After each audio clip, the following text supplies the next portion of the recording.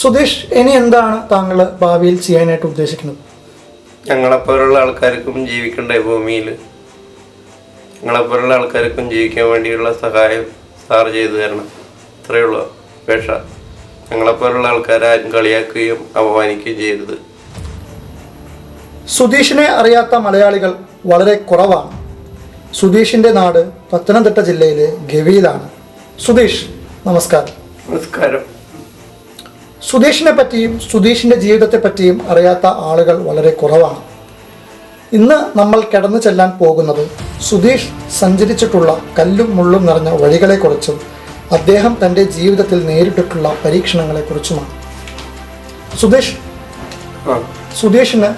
സുധീഷിൻ്റെ ജീവിതത്തിലുണ്ടായ അനുഭവങ്ങൾ സത്യസന്ധമായി ഞങ്ങൾക്ക് മുമ്പിൽ വെളിപ്പെടുത്താം. സുധീഷിനെ പോലെയുള്ള ആളുകളെ സപ്പോർട്ട് ചെയ്യാൻ ആണ് ഞങ്ങൾ ശ്രമിക്കുന്നത്. അപ്പോൾ അതുകൊണ്ട് ഓപ്പണായി സുധീഷിൻ്റെ ജീവിതത്തിൽ നടന്ന സംഭവങ്ങൾ ഞങ്ങളോട് പറയാം. ഒന്നാമത്തെ ചോദ്യം, സുധീഷിൻ്റെ വീട്ടിൽ ആരൊക്കെയാണ് ഉള്ളത്? അമ്മയും പെങ്ങളും അളിയനും. അമ്മയും പെങ്ങളും അളിയനും. നിങ്ങളുടെ വീട്ടിലുള്ള എല്ലാ ആളുകളും നിങ്ങളോട് നല്ല രീതിയിലാണോ പെരുമാറിയിട്ടുണ്ടായിരുന്നത്? അല്ല. നിങ്ങളെ തല്ലാറും വഴക്ക് പറയാറൊക്കെ ഉണ്ടോ? ഉണ്ട്. ആരൊക്കെയാണ് കൂടുതലായിട്ട് തല്ലിയിട്ടുള്ളത്?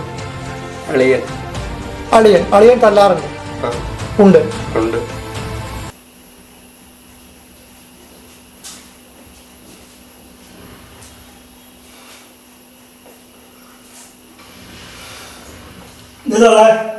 ഉള്ള കാര്യം ഞാൻ പറയാം.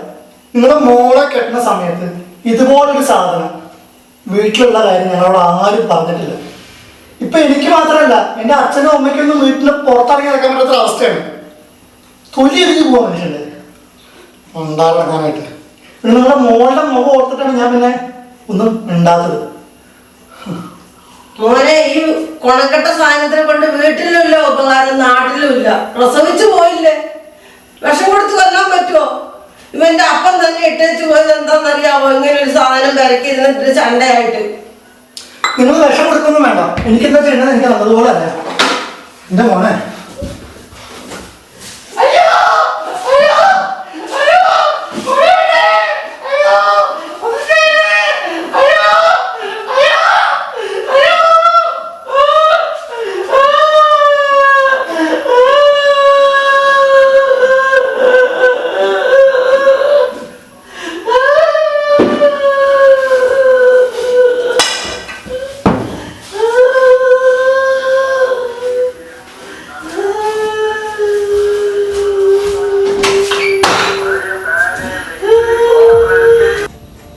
അമ്മയ്ക്ക് താങ്കളോടുള്ള ഒരു സമീപനം എങ്ങനെയായിരുന്നു? താങ്കളുടെ അമ്മയ്ക്ക് താങ്കളോടുള്ള സമീപനം എങ്ങനെയായിരുന്നു?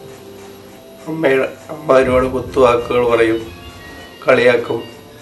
അമ്മയുടെ കുത്തുവാക്കുകളും കളിയാക്കലും കേട്ട് ഞാൻ ഒരുപാട് പൊട്ടിക്കരച്ചിട്ടുണ്ട്.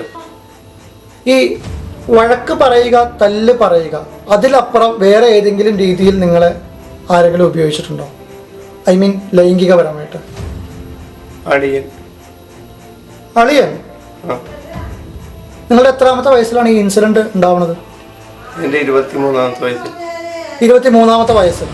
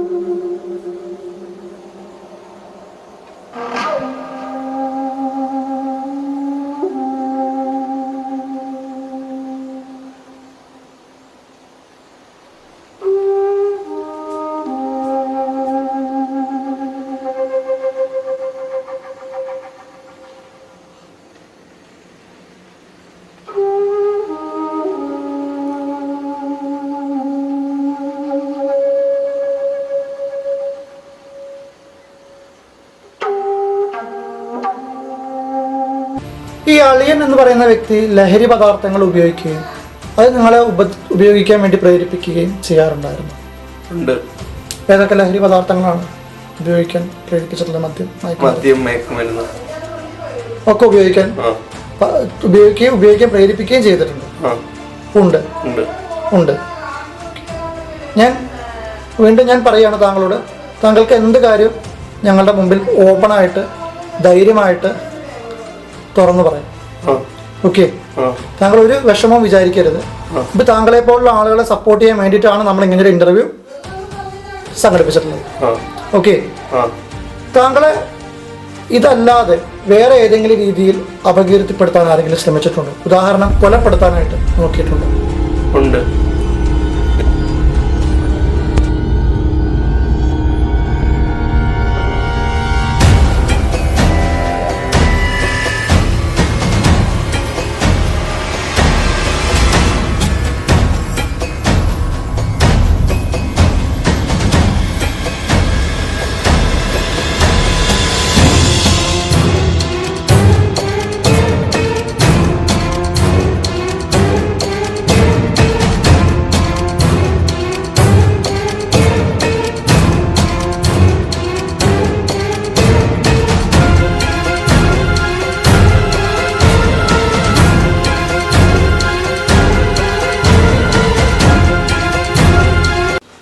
സുധീഷ്, ഇനി എന്താണ് താങ്കൾ ഭാവിയിൽ ചെയ്യാനായിട്ട് ഉദ്ദേശിക്കുന്നത്? ഞങ്ങളെപ്പോലുള്ള ആൾക്കാർക്കും ജീവിക്കണ്ടേ ഭൂമിയിൽ? ഞങ്ങളെപ്പോലുള്ള ആൾക്കാർക്കും ജീവിക്കാൻ വേണ്ടിയുള്ള സഹായം സാർ ചെയ്തു തരണം. ഇത്രയേ ഉള്ളൂ അപേക്ഷ. ഞങ്ങളെപ്പോലുള്ള ആൾക്കാരെ ആരും കളിയാക്കുകയും അപമാനിക്കുകയും ചെയ്യരുത്.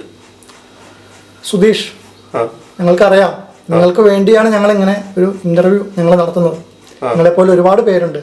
അപ്പം നിങ്ങളെ സമൂഹത്തിന്റെ മുമ്പിലേക്ക് ഞങ്ങൾ കൊണ്ടുവരാനായിട്ട് ആണ് നിങ്ങളുടെ മുമ്പിലേക്ക് വന്നതും ഞങ്ങൾ ഇന്റർവ്യൂ ചെയ്യുന്നത്. ഓക്കെ, അളിയൻ ഇപ്പോൾ ജീവിച്ചിരിപ്പുണ്ടോ?